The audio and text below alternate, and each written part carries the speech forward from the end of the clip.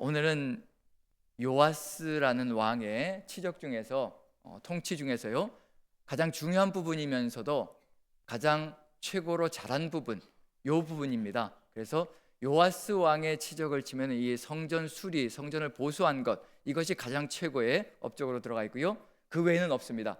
그 정도로 성전을 수리하는 것이 중요한 의미를 가지고 있다는 것을 보여주고 있습니다. 왜냐하면 성전이 무너져 있고 성전이 쇠폐해 있고 그리고 성전이 제 역할을 못하고 있다는 것은 바로 백성들의 삶의 중심이 무너져 있다는 것을 의미하는 거거든요. 즉 예배가 무너져 있다는 것을 상징하는 겁니다. 그런 점에서 지금 성전이 이 상태가 되어 있다는 것은 백성들의 상태가 어떠한 것인지를 보여주고 있는 것이고요, 그리고 역대기가 분명히 보여주고 있는 것은 포로 이후의 공동체를 보여주고 있는 겁니다.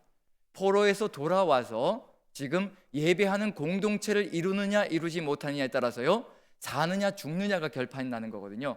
왜 중요하냐면요, 아직도 이방인들이 왕으로, 황제로 이방인들을 섬기고 있는 시절입니다.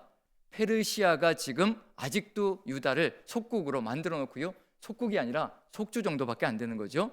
그런 상태로 살아가고 있는 겁니다. 즉 왕이 없는 시절입니다.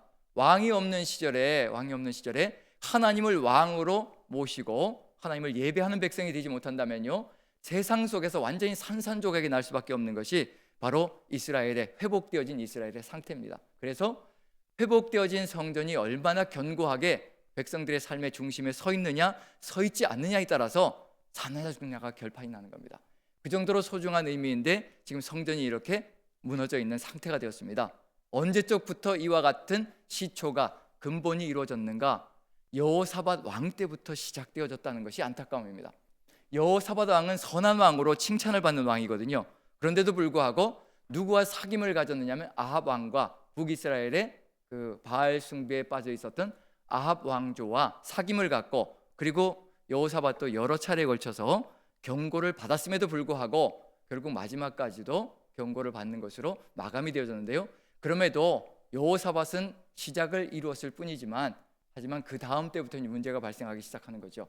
이제 싹이 틔어지기 시작하면 그 다음부터 기다려야 될 건 뭐냐면요, 싹이 틔어지면 이제 꽃이 필 것이고 열매를 거두어야 될 때가 있을 겁니다. 여호사밧이 싹을 틔운 정도였다면요, 그리고 그럼에도 불구하고 선을 지키며 그래도 살아갔던 삶이었다면 이제 그 싹은 아합 왕조와 같이 연결되어졌던 그 싹은 이제 자라기 시작할 겁니다. 그 다음에 여호람으로 내려가서는 이제 형제들을 죽이는 일이 벌어지고요, 아합 왕조의 일들이 벌어지기 시작하죠. 형제를 죽이는 일들이 벌어지기 시작하고 그 다음 때인 아하시아에 가서는 문제가 발생하는데요, 여호사밧은 길르앗 라못으로 가서 아합 왕과 전쟁을 치르다가 죽을 뻔했습니다. 죽을 뻔한 것을 하나님께서 살려주셨거든요. 그런데 아하시아도 역시 마찬가지로 길르앗 라못으로 북이스라엘 왕과 함께 여호람과 함께 전쟁터에 나갑니다. 그런데 결국 거기에서 이제 예후에게 죽임을 당하는 역사가 펼쳐집니다. 여호사밧은 겨우 살아남았는데 결국 아합 왕조와 연결고리를 끊지 못하고 결국에는 아하시아는 길르앗 라몬 전투에서 결국은 할아버지처럼 그렇게 되다가 결국은 죽음으로 끝나는 거죠. 아하시아는 죽었습니다. 그 다음에 이제 아달랴가 정권을 잡고 완전히 모든 것을 다 피폐하게 만들어 버렸고요, 그걸 여호야다 제사장이 이제 요아스를 구해내서 이제 성전에서 이제 7년간 키우고 그렇게 하다가 이제 7년 뒤에 결국은 이제 다시 옹립을 해서 요아스가 왕이 된 상태입니다. 그럼 상황이 어떤지 짐작해 가시는 거죠. 아달랴가 어느 정도로 성전을 피폐하게 만들었고 이스라엘 신앙을 무너지게 만들었을 것인가, 바알 신앙으로 가득 차게 만들었을 것인가, 그런 상황 속에서 이제 벌어지는 내용들인데요, 그런 상황 속에서 요아스가 성전이 무너져 있는 것을 보고 이제 서서히 성전을 수리할 마음을 갖는 겁니다. 그래서 그 내용을 가지고요 한번 4절 한번 읽어보면요 상당히 중요한 전환점이 되는 겁니다. 신앙에 4절을 같이 한번 다시 읽습니다. 시작.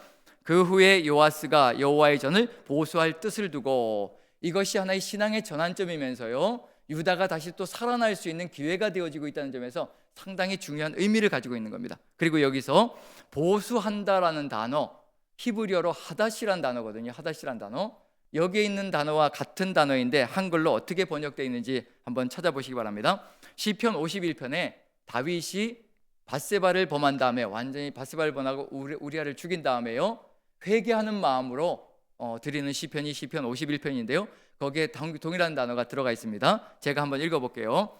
하나님이여 내 속에 정한 마음을 창조하시고 내 안에 정직한 영을 새롭게 하소서.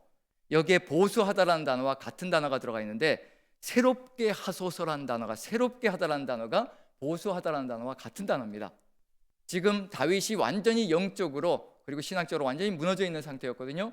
그 무너져 있는 상태를 다시 새롭게 해달라고 간구했던 그 내용, 그 단어가 바로 보수하다라는 단어입니다. 저는 그래서 단순히 이 단어는 수리하다라는 의미가 들어가 있는 게 아니고요, 완전히 리모델링입니다. 완전히 새롭게, 완전히 거듭나게 만들어가는 것, 그런 의미를 가지고 있는 단어가 바로 이 하닷이라는 단어, 보수하다라는 단어입니다. 그런 점에서 요아스가 어떤 마음을 가지고 있는지 짐작이 가는 거죠. 완전히 새롭게 그동안 무너졌던 것들을, 쓰러졌던 영혼들을 세우는 그런 의미를 가지고 있는 성전 보수와 수리가 이루어지고 있다는 것, 그런 점에서 다시 한 번 더 새 역사, 부흥의 역사를 일으킬 수 있는, 왜냐하면 아합 왕조로 인해서, 영향력으로 인해서 무너져 있던 모든 신앙의 틀들과 그리고 또 잘못되어진 신앙의 길들을 다시 한번 새롭게 만들어갈 수 있는 그런 길을 열어가는 것이 바로 이 요아스가 걸어가고 있는 길이라는 점에서 상당한 의미를 가지고 있습니다. 그런데 이게 정말 쉬울 것인가? 몇 년 동안이나 이렇게 추락한 삶으로 살아가고 있었을 것인가? 굉장히 긴 시간이거든요. 근데 그것이 하루아침에 백성들의 마음이 일어나고 그리고 제사장들과 레위인들의 마음이 일어나서 그것이 이루어질 수 있을 것인가? 그게 다음 부분을 읽어보면 알 수가 있습니다. 5절 6절을 다시 한번 읽어봅니다. 같이 시작. 제사장들과 레위 사람들을 모으고 그들에게 이르되 너희는 유다 여러 성읍에 가서 모든 이스라엘에게 해마다 너희의 하나님의 전을 수리할 돈을 거두되 그 일을 빨리 하라 하였으나 레위 사람이 빨리 하지 아니한지라 왕이 대제사장 여호야다를 불러 이르되 내가 어찌하여 레위 사람들을 시켜서 여호와의 종 모세와 이스라엘의 회중이 성막을 위하여 정한 세를 유다와 예루살렘에서 거두게 하지 아니하였느냐 하니. 저는 이 요아스의 심정을 보면서 제가 요즘 가지고 있는 심정과 이게 오버랩이 되면서 조금 안타깝다는 느낌이 들 때가 있습니다. 들기도 했는데요. 왜냐하면 이게 정말 이 코로나 시절에 뭔가 성도님들에게 해드리고 싶은 것, 그리고 하고 싶은 것, 뭔가 새롭게 좀 부응하고 싶은 그런 마음이 가득 들어 차 있는데, 그런데 이게 제 마음만 가지고는, 제 열정만 가지고는 절대 안 된다는 것을 뼈저리게 깨닫고 있는 시간들입니다. 지금 요아스도 역시 마찬가지로 분명히 명분은 충분합니다. 명분은 뭐냐면요, 여기 보시면 여호와의 종 모세와 이스라엘의 회중이 성막을 위하여 정한 세를 유다와 예루살렘에 거두게 하라라고 하는 것, 이건 하나님의 명령이었고요, 이 모세를 통해 주신 명령이었고, 그리고 당연히 해야 될 일이었습니다. 그런데 그동안 멈춰져 있었던 거거든요. 명분은 충분하고 그리고 해야 될 일들도 분명히 주어져 있다는 것은 분명합니다. 그런데 뭐가 필요하냐면요, 동역자들이 필요한 겁니다. 왕 혼자서는 절대 일을 해낼 수가 없습니다.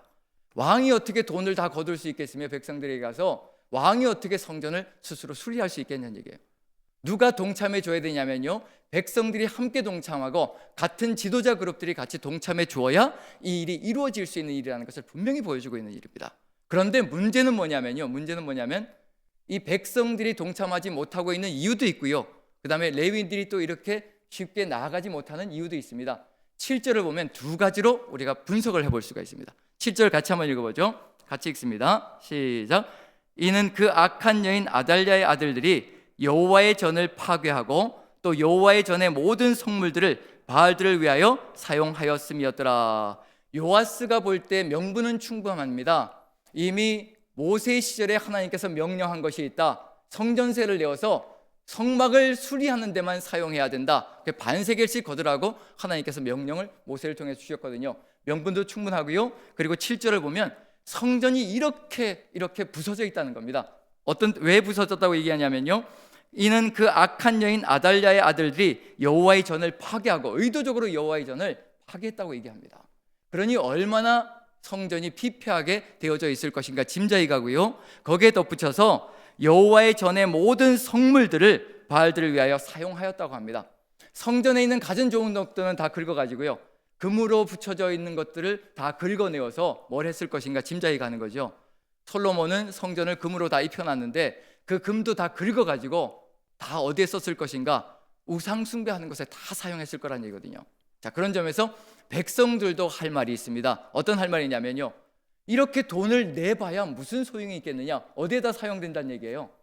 돈을 내봐야 하나님을 위해서 사용되는 게 아니라 성전은 더 이상 좋아지는 것 같지도 않고 피폐한 것 같고, 요아스가 왕이 되어서 이 제사장들이 지도자들에게, 즉 유지급들에게, 열왕기에서는 그렇게 적혀 있습니다. 유지급들에게 성전을 수리할 돈을 거두었다라고 되어 있습니다. 지금 이렇게 수리가 들어가기 전에요. 그런데 그렇게 유지들에게서 돈을 거두었는데 성전은 변한 모습이 하나도 없습니다. 그럼 백성들의 마음은 어떨까요? 백성들의 마음은 아니 돈을 내보아야 무슨 소용이 있냐는 얘기예요. 어디로 사용되어지는 줄 모르게 다 흘러가 버리고 성전은 그 모양 그대로고, 이렇다면 내고 싶은 마음이 있겠냐는 얘기예요. 이 두 가지 속에 왕은 이렇게 성전이 피폐되어져 있으니까 수리해야 된다라고 간절한 마음을 가지고 있고, 백성들은 그동안 유지들이 돈을 낸 돈은 다 어디가 있느냐라고 그렇게 호소하고 항변할 수 있고요. 그럼 레위인들이 가서 돈을 거두려고 해봐야 누가 호응을 안 해줄 것이냐면요, 백성들이 절대로 호응을 해주지 않을 것이라는 그런 의미까지도 내포되어 있습니다. 하지만 감사한 것은 우리 교회는 이런 모습은 아니라는 점에서 정말 감사한 마음이 들 때가 참 많습니다. 코로나 시절에 다른 교회들은 재정이 반토막이 났다라고 두려워하고 걱정하고 근심하는 역사가 펼쳐지는데요, 저희 교회는, 우리 남산교회는 우리 성도님들이 하나님을 향한 그 신앙과 열정이 출중해서요, 감사하게도요 재정이 오히려 더 넘었습니다. 작년보다 더, 작년 기준에서요 오히려 더 많은 헌금들이 들어오고 있습니다. 그게 지금 저희 교회의 모습입니다. 그런 점에서는 확신하는 게 뭐냐면요, 우리 교회 성도님들이 뭘 확신하고 있다고 좀 보느냐면요, 우리 교회는 헌금을 내면 그 헌금이 절대로 허투루 사용되어지지 않는다는 것을 성도님들이 아시고 계시고, 그렇기 때문에 안심하고 하나님께 올려드리고, 그리고 또 우리 재정 담당하는 모든 분들이 정말 최선을 다해서 이 재정들을 어떻게 하나님을 위하여 사용할 것인가, 하나님의 뜻을 위하여 쓸 것인가 최선을 다하여 기도하며 고민하며 나아가고 있다는 것, 그것이 우리 교회의 위력이고 힘이라는 생각이 듭니다. 그런 점에서 우리는 정말 아름다운 일들을 해나갈 수 있는 모든 겨력을 가지고 있는 남산교회라는 것을 우리 느끼기 바라고요. 그리고 자부심을 느끼기 바랍니다. 하나님과 함께 살아가는 그 삶 속에서요. 어쨌든 지금 여기 7절을 보면 두 가지 방향에서요, 백성들은 백성들대로 돈을 안 내는 이유가 들어가 있고, 왕은 왕대로 성전을 수리해야 될 명분은 충분히 들어가 있고, 그런데 문제는 뭐냐면 백성들의 마음을 어떻게 같이 하나 되어서 이끌어갈 것인가. 그래서 기도하며 고민하며 요아스 왕이 이제 낸 결론이 있습니다. 그게 뭐냐면 8절, 9절, 10절입니다. 이렇게 하는 겁니다. 백성들에게도 명분을 충분히 주고, 그리고 쇠락된 성전도 수리하고, 이렇게 해서 모두가 한마음 되어서 갈 수 있도록 명확하게 신뢰감을 줄 수 있는 길을 열어가는 겁니다. 그래야만 함께 갈 수 있는 길이 열리거든요. 그래서 8, 9, 10절 같이 봅니다. 같이 시작. 이에 왕이 말하여 한 궤를 만들어 여호와의 전 문 밖에 두게 하고 유다와 예루살렘에 공포하여 하나님의 종 모세가 광야에서 이스라엘에게 정한 세를 여호와께 드리라 하였더니 모든 방백들과 백성들이 기뻐하며 마치기까지 돈을 가져다가 궤에 던지니라. 정확하게 이 돈이 어디에 사용되어질 것인가 백성들에게 보여주는 겁니다. 성전 앞에 돈궤를 놔두고요, 이 물질은 반드시 성전을 수리하는 데만 사용되어진다는 것을 백성들에게 정확하게 공포하고요, 그리고 백성들을 설득하고, 그리고 백성들을 이끌어서 이와 같은 일을 할 수 있도록 만들어가는 것. 그래서 백성들이 자발적으로 기쁨으로 이 일들을 해나갈 수 있도록 만들어 나가는 삶을 살아가고 있는 중입니다. 우리에게도 필요한 것이 있다면, 이렇게 명분이 아무리 좋을지라도 같이 연합해서 가지 않는다면 무너질 수밖에 없다는 것을 깨닫고요, 같이 한마음 되어서 갈 수 있도록 선명하게, 그리고 신뢰감을 줄 수 있는 모든 것들로 나아간다면 같이 한마음 되어서 더욱더 열심히 최선을 다해서 나아갈 것이라 생각되어집니다. 10절만 보아도요, 모든 방백들과 백성들이 기뻐하며 마치기까지 돈을 가져다가 궤에 던지니라. 이 이야기 속에서 출애굽 때 성막을 건축할 때 백성들이 자원하여 기뻐서 자발적으로 내는 그 모습이 그대로 들어가 있다는 것, 이건 무엇을 얘기하고 있는 중이냐면요, 신앙이 회복되어지고 있다는 것을 의미하는 겁니다. 자발적인 예배가 이루어지고 있다는 것을 의미하는 겁니다. 우리는 보통 무슨 생각을 할 때가 많으냐면요, 신앙은 전진해 나가는 것이고 진보하는 것이다라고 생각할 때가 많지만, 저는 성경을 읽으면서 느끼는 게 뭐냐면요, 우리는 진보와 전진이 중요한 것이 아니라 회복이 중요하다는 것을 분명히 느껴야 된다는 것.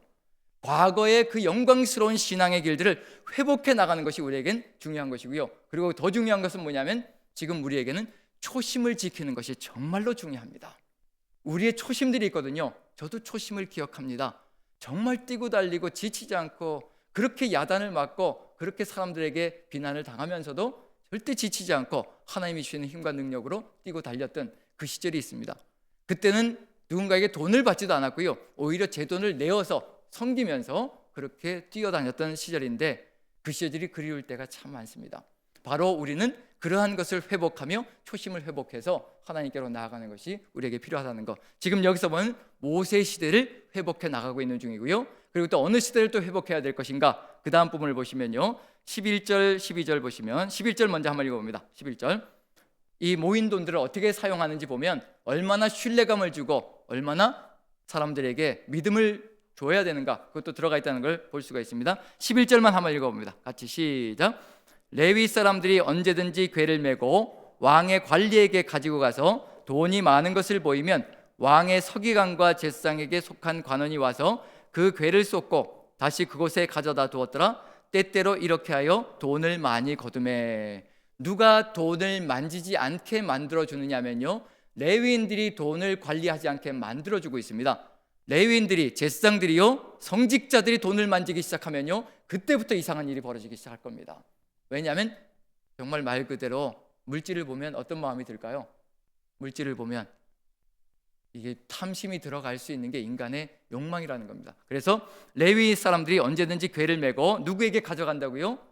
왕의 관리에게 가져가서 그 다음에 왕의 서기관과 대제사장에게 속한 관원들이 만나가지고요, 정확하게 두 그룹이 만나서요, 재정을 관리합니다. 한쪽 그룹에만 맡기지 않습니다. 두 그룹이, 왕의 관리들과 대제사장의 관리들이 같이 모여서 서로 마주보면서요, 그 돈을, 재정을 관리함으로 어느 곳으로도 허투루 나가지 않고, 그리고 또 이것이 잘못 사용되지 않도록 최선을 다해서 준비하며 신뢰감을 주고 가고 있다는 것. 이런 일들이 이루어질 때 백성들도 신뢰감을 갖고요, 그리고 성전이 수리되기 시작하면 또 더 큰 신뢰감을 가지게 될 겁니다. 12절 13절 같이 봅니다. 12, 13절 같이 시작. 왕과 여호야다가 그 돈을 여호와의 전 감독자에게 주어 석수와 목수를 고용하여 여호와의 전을 보수하며 또 철공과 놋세공을 고용하여 여호와의 전을 수리하게 하였더니 기술자들이 맡아서 수리하는 공사가 점점 진척되므로 하나님의 전을 이전 모양대로 견고하게 하니라. 자, 지금 언제적이 생각나시나요? 이전 모양대로 견고하게 했다. 뭐도 등장하느냐면요, 감독자, 석수와 목수, 철공과 놋세공. 언제적이 생각나시나요? 다윗과 솔로몬 시절입니다. 다윗이 모든 물품을 모으기 시작하고요, 그 다음에 솔로몬이 이와 같은 감독자와 석수와 그리고 목수, 그 다음에 철공과 놋세공을 다 고용해서 성전을 지었던 그 시절을 다시 회복해 나가고 있는 중입니다. 우리도 신앙을 회복해야 될 것이 상당히 많이 있습니다. 그런 부분들, 우리에게 잘못되어진 것들, 세상에 때가 묻었던 것들, 그리고 또 세상의 영향력들을 하나씩 제거해 나가는 것이 뭐냐면 성전을 다시 견고하게 예전처럼 회복해 나가는 것. 그게 바로 우리의 사명이 된다면 우리도 역시 마찬가지로요, 아무리 코로나가 우리의 삶을 덮칠지라도요, 절대로 우리의 신앙을 무너뜨릴 수는 없습니다. 우리가 끊임없이 회복의 역사로 나아가고 다시 또 예전과 같은 신앙의 길을 걸어간다면 하나님께서 우리와 함께 하시며 새 힘을 주실 것이기 때문에 그렇습니다. 지금 이것이 요하스가 하고 있는 일이고요, 백성들과 함께 연합되어서 하고 있는 일이고, 우리 남산교회가 앞으로 걸어가야 될 삶의 길이라고 저는 확신합니다. 저도 최선을 다해서 제 열정을 다해서요, 정말 제 생명을 다 바쳐서 하나님의 뜻을 받들어 여러분들이 이끌어 갈 것이고요, 또 여러분들이 저와 한마음이 되어서 하나님의 뜻을 받들어 같이 나아간다면 우리 남산교회는 이 세상에 없는 정말 교회의 모습을 아름답게 보여줄 것이라고 저는 확신합니다. 바로 이와 같은 열정이 모인다면 회복의 역사가 일어날 것이고 다시 또 전진해 갈 수 있는 길이 열릴 것이라고 저는 확신합니다. 그래서 마지막 14절 보시면요, 14절 같이 한번 읽어봅니다. 같이 시작. 공사를 마친 후에 그 남은 돈을 왕과 여호야다 앞으로 가져왔으므로 그것으로 여호와의 전에 쓸 그릇을 만들었으니 곧 섬겨 제사 드리는 그릇이며 또 숟가락과 금은 그릇들이라. 여기까지만 읽어봅니다. 여기서 이제 돈이 남았다고 하는 것, 얼마나 재정 관리를 잘했으면 이렇게 다 고치고도 이렇게 예전 모습과 같이 견고하게 만들어 놓고도 재정이 남았다고 얘기합니다. 바로 그렇습니다. 하나님께서 원하시고 뜻하시는 일을 우리가 하게 되면요, 절대 부족함이 없습니다. 하나님께서 차고 넘치게 만들어 주실 겁니다. 그런 점에서 우리가 걸어갈 길은 바로 하나님의 뜻에 맞춰서 하나님의 마음을 따라서 우리가 걸어간다면요, 바로 이와 같은 역사를 우리도 체험하게 될 것이라는 것을 마음에 새긴다면 가야 될 길은 분명합니다. 하나님께서 우리에게 주신 것, 우리가 하나로 똘똘 뭉쳐서 연합해서 나아간다면요, 어느 누구도 막을 수가 없습니다. 어느 누구도 우리를 제어할 존재가 없다는 것을 마음에 새기고 이와 같은 길을 걸어가야 될 것입니다. 이제 가야 될 길은 한 가지입니다. 이제 뭐만 남았을까요? 뭐만 남았을까요? 이제 예전처럼 견고하게 성전이 보수가 되었습니다. 새롭게 리모델링이 되었습니다. 이제 가야 될 길은 뭘까요? 이제 이 초심을 지키는 겁니다. 요아스의 이야기에서 가장 중요한 건 그겁니다. 이렇게 만들어 놓고 이 초심을 지키지 못하면요, 다 무너지게 되어 있습니다. 그래서 그 다음 부분에 나와 있는 것, 이것이 왜 자꾸 나올까? 요아스 이야기 속에서요, 계속 이야기가 나옵니다. 한번 읽어보죠. 마지막 부분 같이 읽습니다. 여호야다가, 같이 시작. 여호야다가 세상에 사는 모든 날에 여호와의 전에 항상 번제를 드렸더라. 이게 어제도 나왔던 얘기입니다. 몇 절이냐면 24장 2절, 제가 한번 읽어볼게요.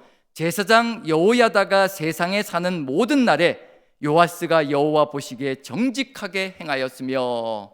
그럼 여호야다가 죽으면 어떻게 된다는 얘기인가요? 그게 암시로 들어가 있는 겁니다.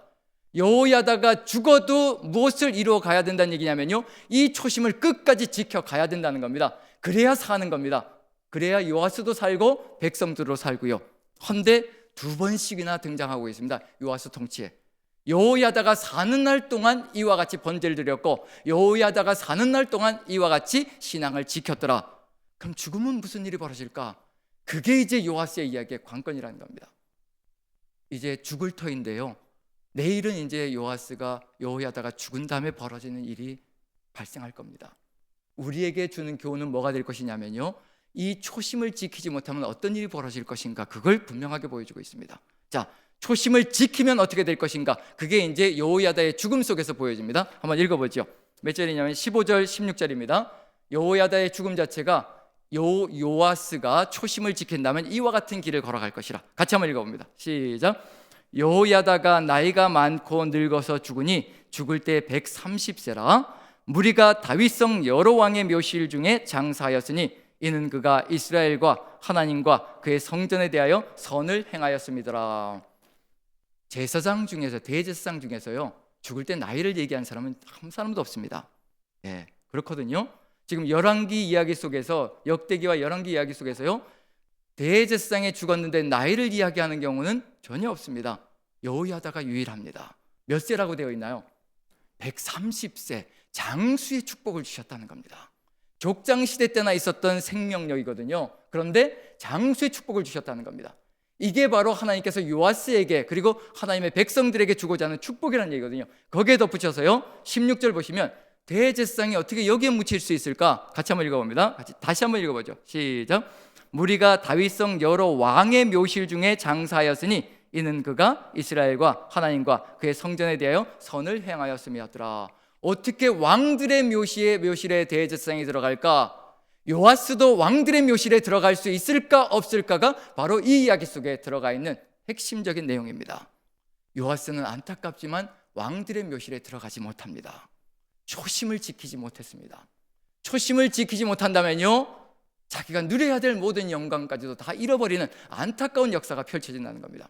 대제사장임에도 어떤 영광을 누렸다고 얘기하면 왕권의 영광을 누렸다라고 분명히 기록하고 있습니다. 얘기는 뭐냐면요, 우리가 우리의 신앙을 지키고 끝까지 견고하게 하나님의 뜻을 받들어 걸어간다면요, 하나님께서 우리를 왕같은 제사장으로 삼으시고 하나님께서 그런 영광으로 우리를 이끌어 가실 것이라는 것을 이 여호야다의 이야기가 우리에게 보여주고 있는 삶의 모습입니다. 성전을 아름답게 수리하면 뭐 하겠습니까? 초심을 지키지 못하면 또다시 퇴락하고 무너지게 되어 있습니다. 지킨 것을 끝까지 초심을 가지고 초심을 붙들고 하나님과 함께 이끌어 나가는 것, 그것이 우리의 평생의 사명 속에 포함되어 있다는 것을 이 이야기 속에서, 요아스의 이야기 속에서 우리가 마음에 새기고, 이제 남은 한 달 정말 하나님과 함께 초심을 회복하는 시간이 되기를 간절히 기도합니다. 하나님과 함께 살아갔던 그 아름다운 시절들, 그 최선을 다했던, 정말 성전이 아름답게 서 있었던 그 시절처럼 우리가 하나님 앞에 견고하게 서 있었던 시절이 있습니다. 세상 것 아무것도 바라보지 않고요, 하나님과 나밖에 없었던 시절이 있습니다. 그 시절을 저도 회복하고 여러분들도 같이 회복한다면요, 이 한 달이 아름답게 마무리되어지고 2021년은 정말 아름다운 한 해가, 코로나가 있든지 없든지 상관없습니다. 정말 아름다운 한 해가 될 것이라고 확신합니다. 그 믿음을 가지고 여러분들의 삶 속에서 요아스의 길이 아니라 여호야다처럼 왕같은 제사장의 그 영광으로 모든 일생을 마무리 짓는, 우리의 삶을 마무리 짓는 그런 결단을 가지고 승리하시는 여러분들의 삶이 되시기를 간절히 축원드립니다.